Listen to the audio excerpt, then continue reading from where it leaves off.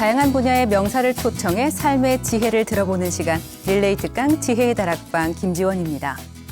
누구에게나 찾아오는 삶의 마지막 순간. 여러분은 이 순간을 떠올려 보신 적이 있나요?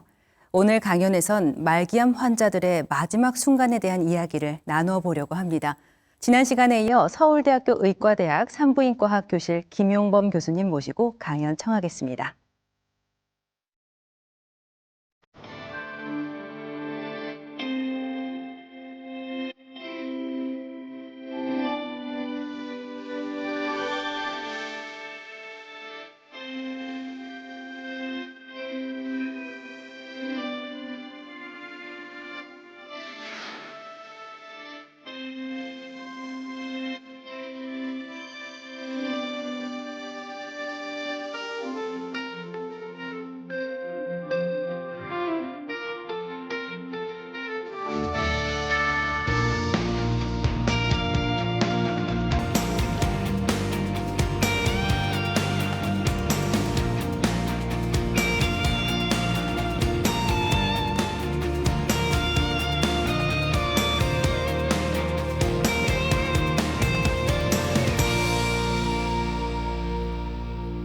여러분 안녕하십니까? 분당 서울대병원 산부인과에서 진료하고 있는 김용범입니다.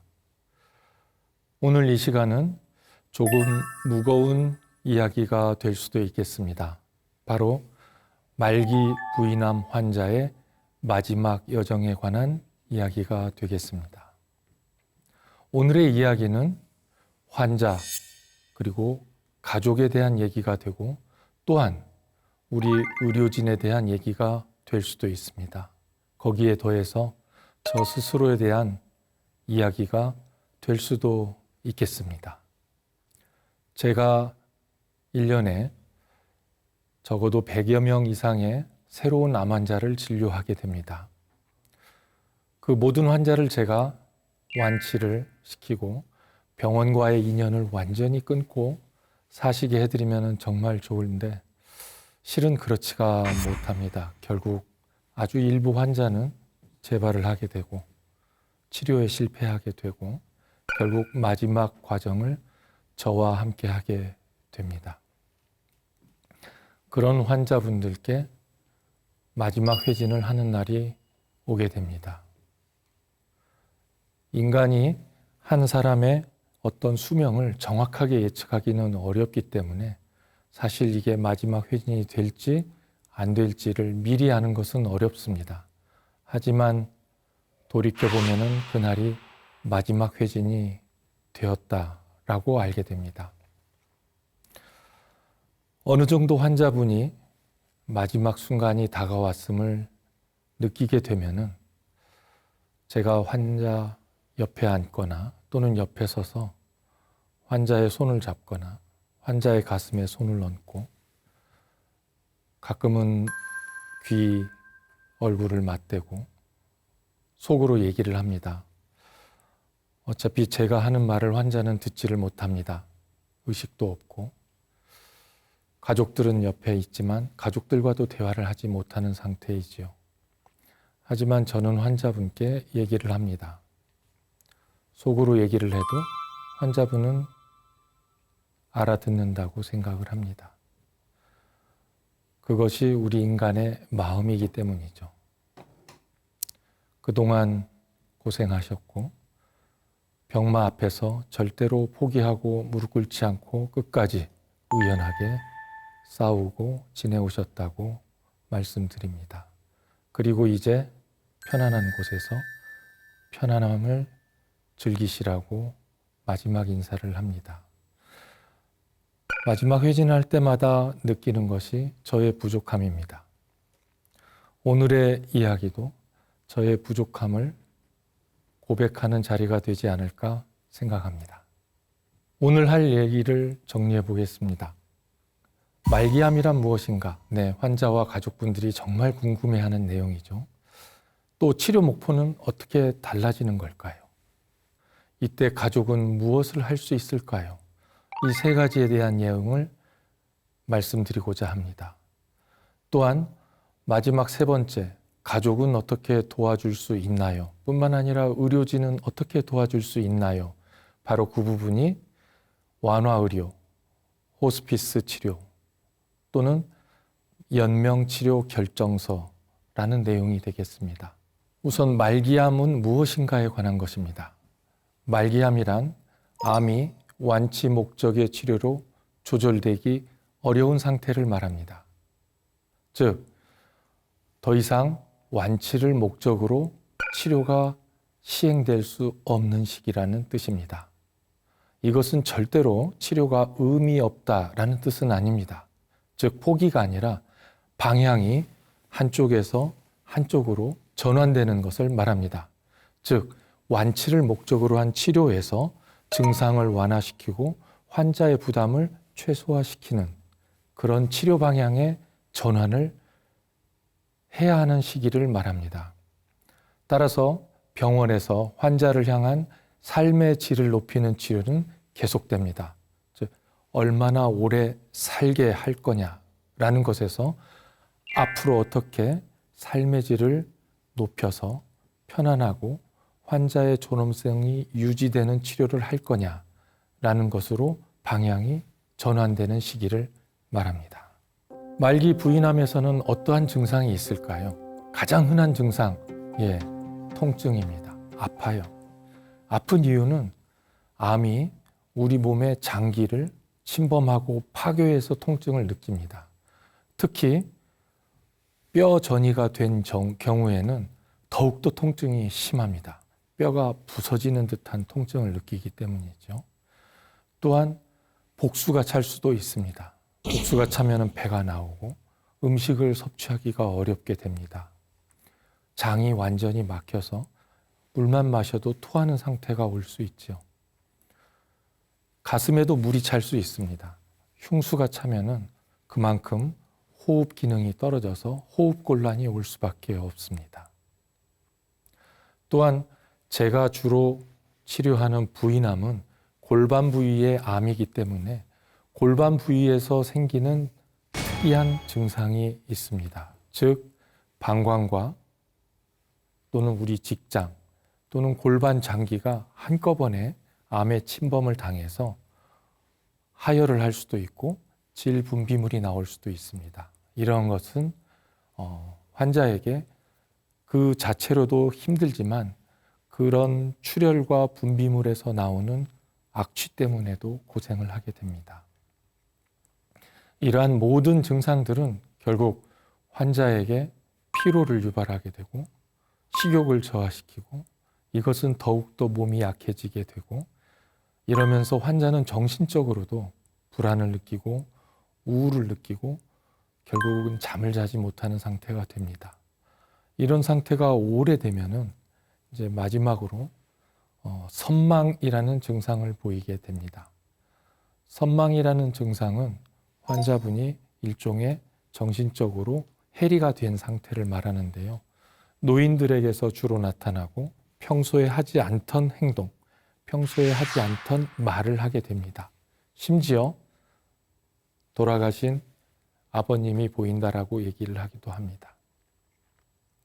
하지만 지금까지 얘기한 모든 증상은 다 조절이 가능합니다.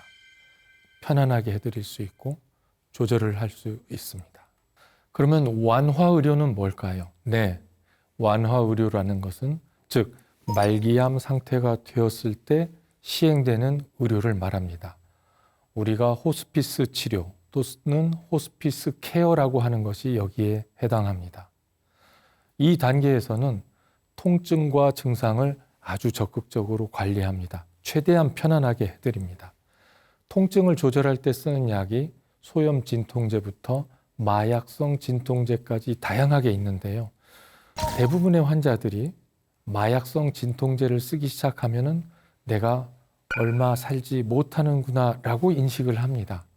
하지만 마약성 진통제를 사용한다고 해서 당장 내일 사망하거나 일주일 후에 사망하는 게 아닙니다. 통증을 조절하기 위해서 필요한 약일 뿐이지 마약성 진통제가 어떤 수명을 의미하는 것은 아니지요.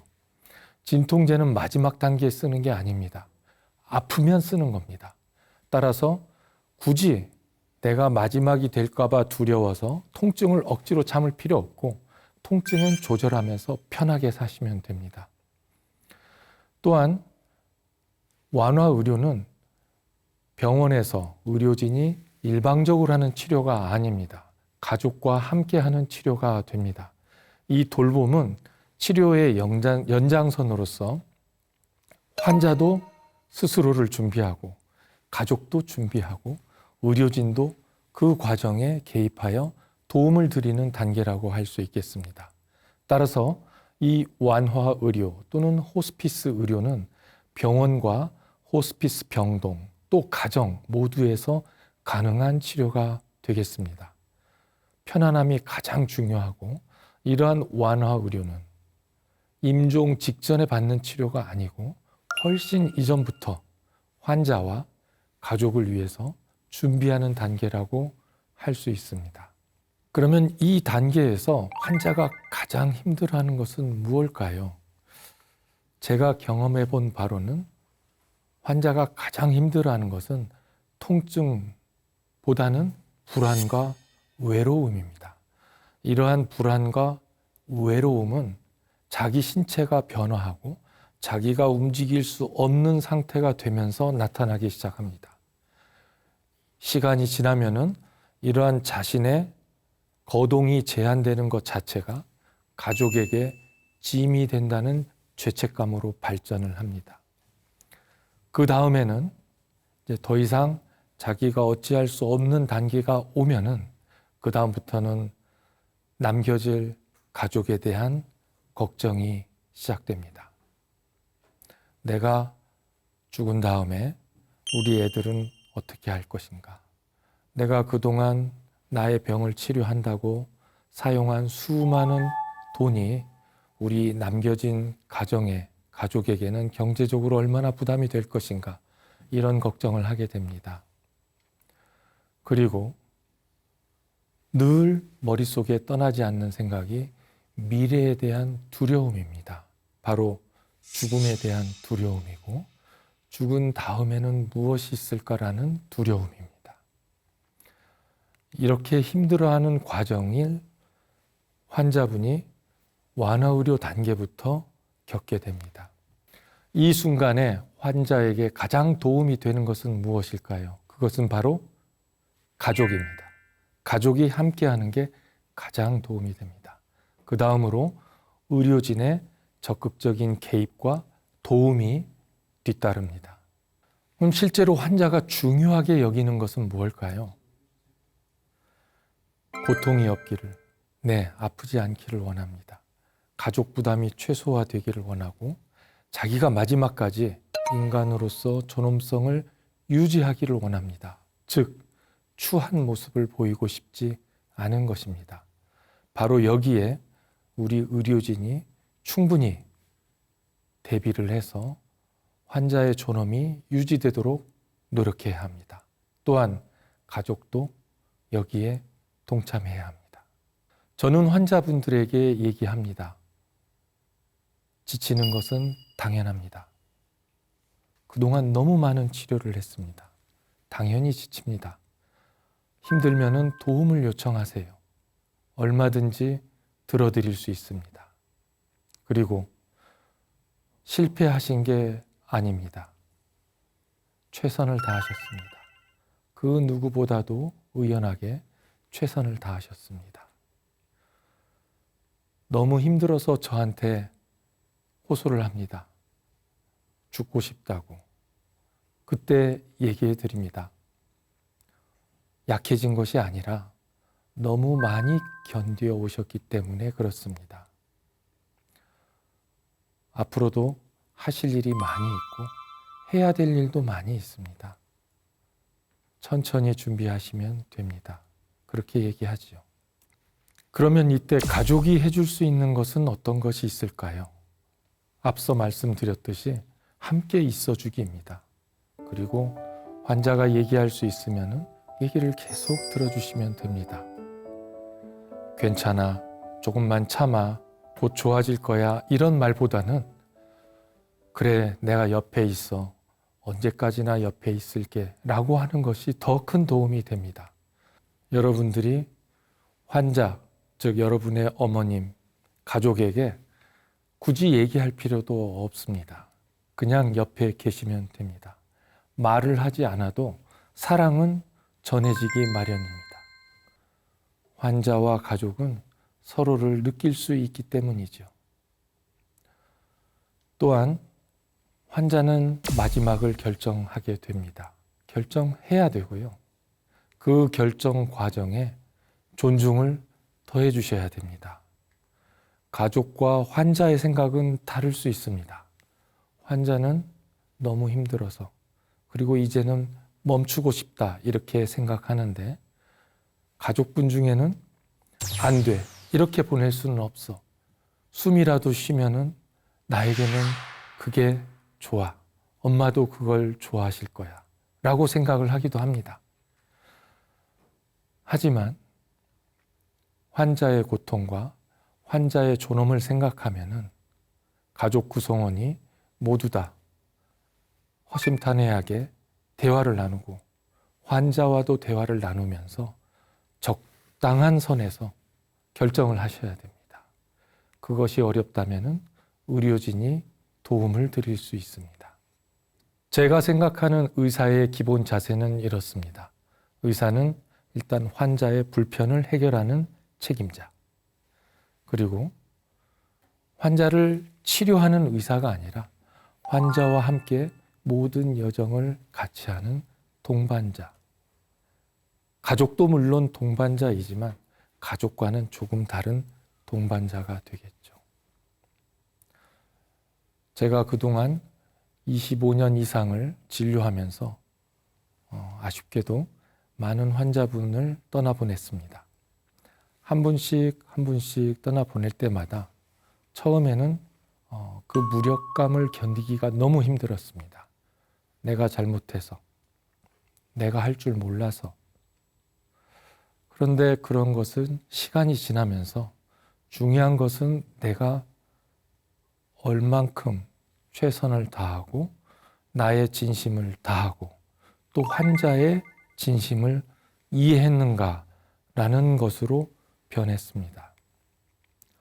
제가 학생 때 또는 전공의 수련 과정에서 접했던 수많은 교과서에 나와 있습니다. 한 줄로.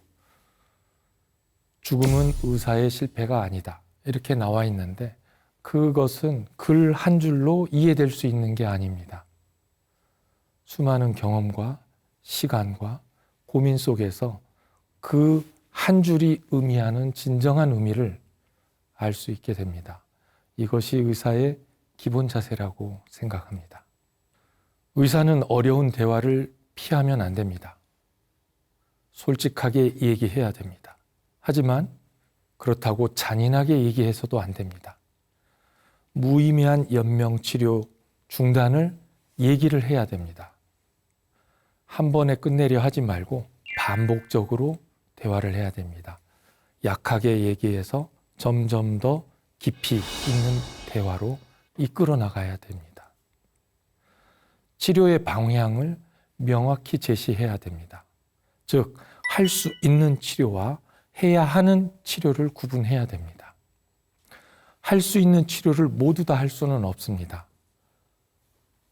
이게 좋다고 해서 무작정 치료를 해서 오히려 환자의 여명을 짧게 앞당겨 버리는 수가 있기 때문이죠. 그래서 환자의 최선을 도모할 수 있는 그런 치료를 선택해야 됩니다. 혼자 하는 게 아니라 환자와 그리고 가족과 대화를 통해서 이끌어내야 됩니다. 이게 의사의 기본 자세라고 생각합니다. 제가 환자의 치료 중단 또는 치료 방향의 전환을 이야기할 때 하는 얘기가 있습니다. 맨 처음에는 저도 젊었을 때가 있었으니까요. 맨 처음에는 이제 더 이상 할 수 있는 게 없습니다. 여기에서 이제 더 이상 치료할 약이 없습니다. 이런 식으로 얘기를 한 적이 있었습니다. 아주 솔직한 얘기입니다. 솔직한 얘기지만 매우 잔인한 얘기입니다. 요즘에는 이렇게 얘기합니다. 완치를 목표로 한 치료는 어려워졌지만 불편함을 줄이고 편안하게 지내도록 도울 수 있습니다. 이제 남은 시간, 앞으로 시간을 어떻게 보내야 되는지 매우 중요해졌습니다. 환자분도 정리를 하시고 준비를 해야 됩니다. 현재 이 치료가 도움이 될 가능성과 힘들 수 있는 점을 함께 말씀드리겠습니다. 좋은 점과 나쁜 점, 나에게 이익이 되는 점과 손해가 되는 점을 판단해야 됩니다. 그리고 정해야 됩니다. 지금까지 하는 저의 모든 이야기는 환자분에게 더 이상 치료할 게 없다, 이제 마지막이다라는 뜻이 아니라 환자분의 뜻을 존중하고 마지막 과정을 아름답게 만들어가기 위한 과정입니다. 따라서 지금 당장 결정하지 않아도 됩니다. 천천히 해도 되고 우리에겐 시간이 많이 있습니다. 그동안 준비하시면 됩니다. 이렇게 저도 많이 바뀌었습니다. 아마 우리나라에 있는 암 환자, 말기암 환자를 진료하는 모든 호스피스 전담 전문의 선생님 모두 다 이런 식으로 얘기를 하실 겁니다. 제 입장에서 마지막 순간에 가장 중요한 것은 환자가 고통이 없는지, 환자가 혼자 외로이 있지 않는지, 환자의 존엄이 끝까지 지켜지는지입니다. 그래서 의료진은 끝까지 함께 하려고 노력하고 있습니다. 우리나라에는 명의라는 말이 있습니다. 잘 치료하고 잘 살리고. 근데 제가 생각하는 말기암 환자에서 명의는 끝까지 존엄을 지켜주는 사람이라고 생각을 합니다. 물론 제 말이 다 맞는 건 아니지만 제가 그동안 경험해 오면서 환자를 만나고 마지막 인사를 나누면서 느낀 것입니다. 지금까지는 완화 치료 또는 호스피스 치료에 대해서 말씀을 드렸습니다. 지금부터는 두 번째 중요한 결정사항, 연명치료 결정서에 대해서 말씀을 드리겠습니다. 연명치료 결정서란 임종 과정에서 무의미한 연명 의료를 시행하지 않거나 중단하겠다는 의사의 표현을 서류로서 작성하는 것을 말합니다. 즉, 의식이 없는 상태에서 음식 섭취도 못하는 상태에서 침대에서 움직이지도 못하는 상태에서 기계의 도움 또는 약물의 도움으로 심장 박동만 유지하는 상태를 계속하지 않겠다라는 의미입니다. 이 연명치료 결정서는 어떤 나의 치료를 더 이상 안 하겠다라는 단순한 의미가 아니라 자기 자신, 환자의 존엄과 자기 결정권을 보호한다는 의미입니다. 또한 그 배경에는 환자의 가족을 힘들지 않게 한다는 선택입니다. 과거에 연명치료 결정서라는 제도가 도입되기 이전에는 많은 혼란이 있었습니다. 저에게도 그런 경험이 있습니다. 중환자실에 환자는 누워있고 이미 의식은 없고 기계호흡으로 생명 유지장치로 지내고 있습니다. 인공호흡기를 중단하는 순간 몇 분 내에 심장박동이 멈는 상태를 계속 유지합니다. 왜냐? 가족들이 원하기 때문에.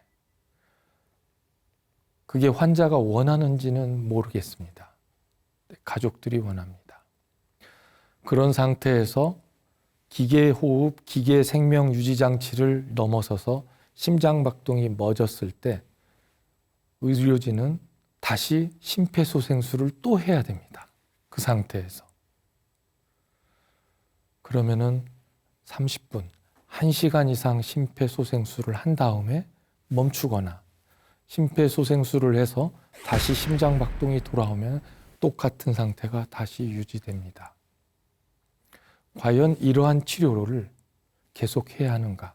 이러한 치료가 과연 환자가 원하는 치료인가? 그런 것을 고민해서 나온 제도가 연명치료 결정서라는 제도입니다. 이 제도는 환자의 결정을 존중하고 또한 가족의 동의를 얻는다는 뜻입니다.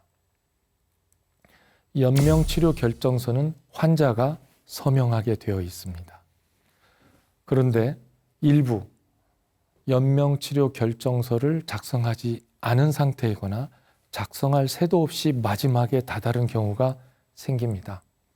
그런 경우에는 가족들이 혼란을 느낍니다. 또 가족이 동의를 했다, 즉 연명치료 중단을 동의를 했다 하더라도 의료진은 바로 중단할 수 없습니다. 법적으로 환자가 결정하지 않았을 경우에는 직계가족 모두의 동의가 있어야 됩니다. 만약에 아들이나 딸 중에 하나가 외국에 있다면 올 때까지 기다려야 됩니다. 그러한 혼란을 미리 방지하기 위해서라도 어떤 말기 치료, 완화의료, 호스피스 치료 단계에 있는 분들은 연명치료 결정서를 미리 결정하는 게 낫다는 게 저의 생각입니다. 연명치료 결정서 작성 시기는 언제인가? 네, 앞서 말씀드렸듯이 완치 목적의 치료가 어려워졌을 때 완화의료 또는 호스피스 치료로 변화가 이루어지는 순간이 바로 작성 시기가 되겠습니다. 이 시기는 치료 목표가 삶의 연장에서 삶의 질로 바뀝니다.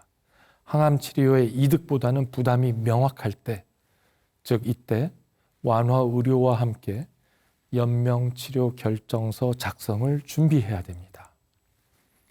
이 시기가 되면은 제가 환자분에게 또는 가족분들에게 이러한 것을 얘기하기도 전에 이런 질문을 받습니다. 특히 환자분이 저에게 질문을 하지요. 앞으로 어떻게 되는 건가요? 저는 이제 치료하지 않고 누워서 죽을 날만 기다려야 되는 건가요? 라고 묻습니다. 그때 저는 대답합니다. 걱정하지 마십시오. 내일도 살아계실 거고 다음 주에는 저한테 와서 피 검사도 해야 될 거고 한 달 뒤에는 CT도 찍어야 되고요. 앞으로 시간 많습니다. 해야 될 일도 많고요. 이렇게 얘기를 하죠. 환자분에게 솔직한 얘기를 합니다. 이제 완치를 목적으로 하는 치료보다는 내가 얼마나 더 편하게 사는가는 치료로 바뀔 거라고 얘기를 합니다. 그리고 환자분들께도 지금까지 하지 못했던 거 다 하십시오. 환자분이 만약에 거동이 편안하다면 가고 싶은 데 있으면 다 가세요. 가셔도 됩니다. 드실 수 있다. 드시고 싶은 거 다 드십시오. 이렇게 얘기를 합니다. 그러면서 완화 치료를 시작하고 연명치료 결정서를 준비하게 합니다. 네, 제가 오늘 드릴 말씀의 마지막이 되겠군요. 앞서 마지막 회진에 대해서 말씀을 드렸는데 제 첫 번째 말기암으로 사망하신 환자의 이야기를 잠깐 해볼까 합니다. 이 환자분의 경험이, 이 환자와의 경험, 이 환자 가족과의 경험이 저의 진료 방향을 결정하게 되었습니다.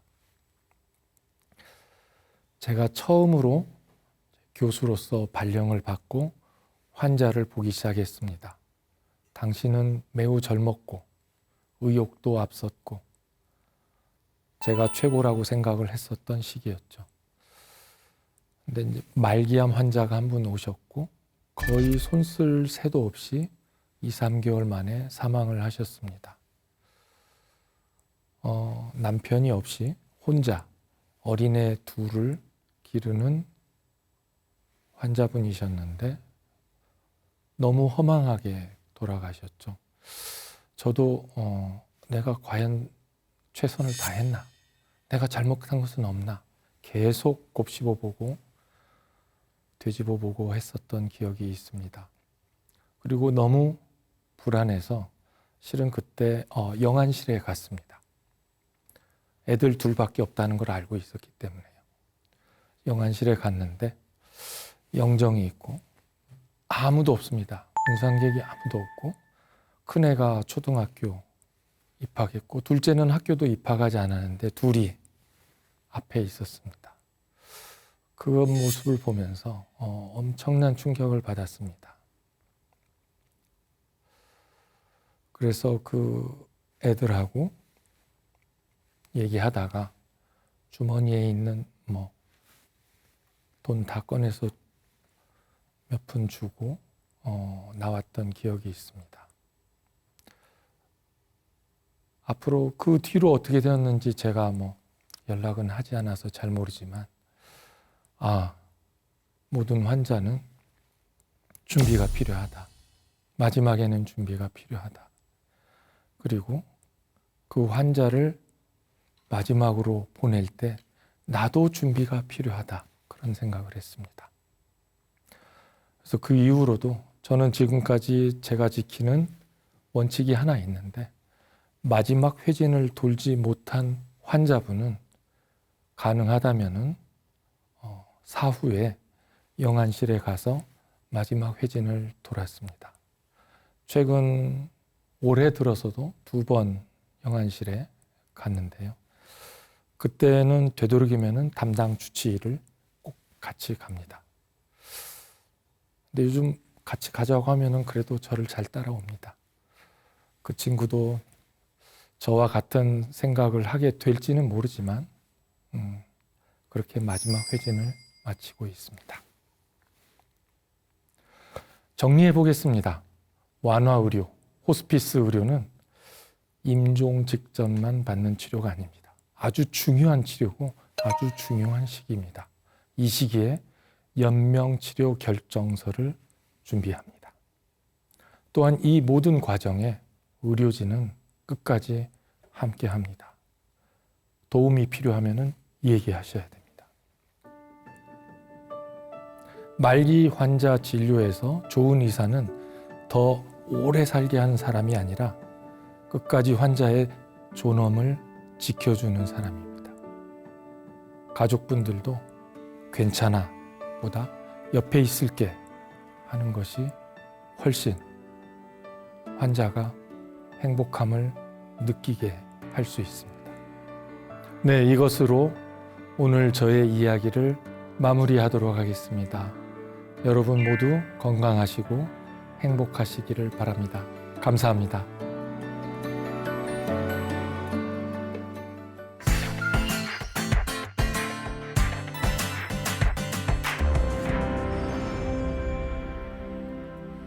네, 교수님 오늘도 좋은 강연 감사합니다. 역시 환자분들 그리고 또 가족분들께 큰 도움이 됐을 것 같은데요. 교수님께서는 이렇게 정말 말기암 환자분들을 평소에 자주 만나시나요? 말기암 환자를 자주 보면은 안 되죠. 네. 그러면 매우 불행한 일이고 환자분, 가족분 그리고 저한테도 슬픈 일입니다. 그런데 제가 암 환자를 진료하는 이상은 그 모든 암 환자를 다 완치시켜서 병원하고 영원히 인연을 끊을게 그렇게 하기는 어렵습니다. 결국 일부 환자는 재발해서 또는 치료에 실패해서 마지막 과정을 저와 함께 하실 수밖에 없습니다. 그래서인가요? 교수님께서는 호스피스 완화 치료에도 관심이 많으시잖아요. 그 이야기도 좀 전해주시죠. 네. 네, 제가 호스피스 완화 치료에 관심을 갖게 되는 이유는 제가 치료하는 모든 환자를 완치시킬 수 없고 결국은 치료가 변해야 되는 시점이 누구나 오게 됩니다. 네. 즉 완치를 위해서 하는 치료에서 이제 삶의 질을 높이고 마지막 과정을 준비하는 단계의 치료가 필요합니다. 요즘 들어서 그 단계의 중요성이 저한테 좀 더 강하게 다가오는데요. 그 완화 치료 기간에 환자는 본인의 하고 싶던 일, 하지 못했던 일, 그리고 가족과의 시간, 이런 소중한 시간을 보낼 수 있기 때문에 완화 치료는 매우 중요한 기간이라고 볼 수 있습니다.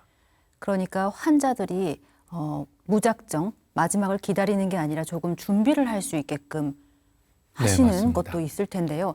강연 중에 연명치료 결정서라는 단어가 나왔습니다. 교수님, 예. 아직 생소한 분도 있으실 것 같은데 올해 2026년 1월 기준으로 벌써 320만 명 정도가 작성을 하셨다고 제가 전해 들었거든요. 그 말인즉슨 그만큼 또 많은 분들이 아프다는 뜻이기도 할 텐데, 뜻이기도 네. 할 텐데요. 교수님, 연명치료 결정서 다시 한번 알려주십시오. 언제 쓰는 거고, 누가 쓰는 거고, 또 그 과정은 어떻습니까? 네. 연명치료 결정서의 목적은 나의 치료를 중단하겠다, 단순히 중단하겠다는 목적이 아니라 내가 맨 마지막 단계에 가서 아무 의식이 없는 상태에서 기계 호흡을 통해서 또는 오로지 수액 치료에 의해서 나의 심장만 유지하는 그런 연명 치료를 하지 않고 나의 존엄성과 가족의 행복을 위해서 내가 어디까지 하고 멈추겠다. 즉, 나의 마지막을 준비하는 과정이라고 이해하시는 게 좋습니다. 연명치료 결정서를 쓰는 자체가 치료를 포기하고 나는 이제 더 이상 희망이 없다라는 뜻이 아니라 나의 마지막을 내 스스로 결정한다는 뜻입니다. 이것은 나한테도 중요하지만 가족한테도 매우 중요합니다. 아무런 준비 없이 마지막 순간에 다다랐을 때 가족들의 혼란은 이루 말할 수가 없습니다. 특히 가족 구성원이 여러 명이 있고 그 가족의 성격이 다 다를진데 어떤 가족은 이러한 것을 원하고 어떤 가족은 이러한 것을 원할 때 그때는 정말로 혼란스럽습니다. 그런 혼란을 막을 수 있고 미리 자기 스스로 준비하는 과정이 연명치료 결정서라고 보면 되시겠습니다. 나의 마지막을 내가 선택을 미리 하는 거네요, 교수님. 네, 맞습니다. 교수님께서 이제 강연 중에 부인암 말기 암 환자들의 증상에 대해 여러 가지를 말씀을 해주셨는데 네. 그 중에서도 이젠 정말 마지막이다 할 만한 징후가 있을까요? 네, 이젠 정말 마지막이다라는 징후. 쉽게 말해서 환자 또는 가족분들이 저는 도대체 얼마나 살 수 있나요? 바로 그 질문인 것 같습니다. 근데 제가 신이 아니고 저도 똑같은 인간인데 한 사람의 수명, 운명을 정확하게 예측하는 것은 어렵습니다. 불가능하지요. 하지만 제가 이제 의사로서 수많은 환자분들을 치료하면서 그리고 또 마지막 순간을 함께 하면서 어렴풋이나마 느끼는 경우가 두 가지가 있습니다. 네. 첫째는 이제 적극적인 치료 목적의 치료를 하다가 치료 방향이 전환되었습니다. 네. 이제 삶의 질을 목표로 하고 마지막을 준비하는 완화 치료, 호스피스 치료로 들어갔을 때 환자의 어떤 특정한 상태가 보이면은 이분은 평균적으로 3개월에서 6개월 정도가 남았겠구나라는 짐작을 하게 됩니다. 그러한 것은 주로 환자가 섭식이라고 하죠. 음식 섭취를 전혀 못하는 상태, 즉 병원에서 수액을 통해서 영양 치료를 받아야 유지가 되는 상태, 그리고 전혀 움직이지 못하는 상태, 즉 화장실에도 가지 못하고 식사도 침대에서만 할 수 있는 그런 상태가 되었을 때 보통 저는 이분은 3개월에서 6개월 정도 남으셨구나 이렇게 예측을 합니다. 하지만 이런 예측은 평균이고요. 네. 어떤 환자분은 그런 상태에서도 1년을 가기도 하고 어떤 환자분은 오히려 2주 정도밖에 못 가는 경우도 경험을 했습니다. 사람이 정확하게 예측하는 건 어렵죠. 그리고 두 번째 예측을 할 수 있습니다. 좀 슬픈 예측인데요. 환자의 호흡 패턴이 바뀝니다. 이미 환자는 의식이 없고 침대에서 움직이지 못하는 상태고 음식 섭취도 못하는 상태에서 호흡이 바뀝니다. 우리가 평소에 하는 자연스러운 호흡이 아니라 한 번 깊은 숨을 쉬고 일정 시간 동안 무호흡 시간이 지속되다가 다시 한번 몰아쉬는 깊은 호흡, 이러한 호흡 패턴이 보이면은 보통 24시간에서 48시간 정도를 계시게 됩니다. 그때는 이제 저도 가족분들에게 오실 분 다 오셔야 됩니다라고 얘기를 합니다. 하지만 그 역시 제가 느끼는 평균이지. 네. 어떤 분들은 3, 4일 가기도 하고요. 그럴 때 보면은 좀 안타깝습니다. 왜냐하면은 환자분은 굉장히 힘든 상태일 거거든요. 가족도 힘들고. 네. 그래서 한때는 그런 생각도 했어요. 환자를 오래 살게 하는 것도 의사가 할 일이지만 네.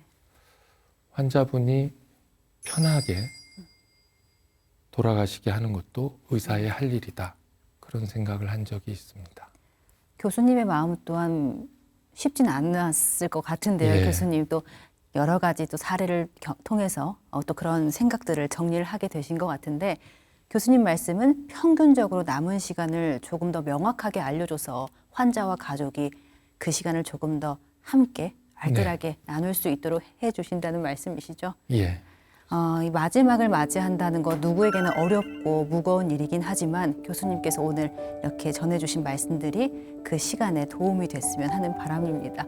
교수님 앞으로도 우리 환자분들에게 든든한 동반자로 남아주시기를 부탁드리겠습니다. 네, 노력하겠습니다. 네, 교수님 오늘 강연 그리고 진솔한 이야기 다시 한번 진심으로 감사드립니다. 고맙습니다. 감사합니다.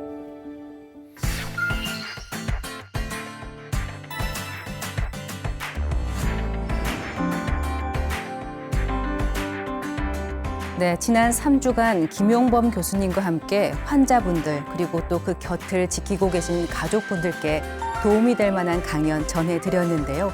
아무쪼록 모두에게 유익한 시간이었길 바라는 마음입니다.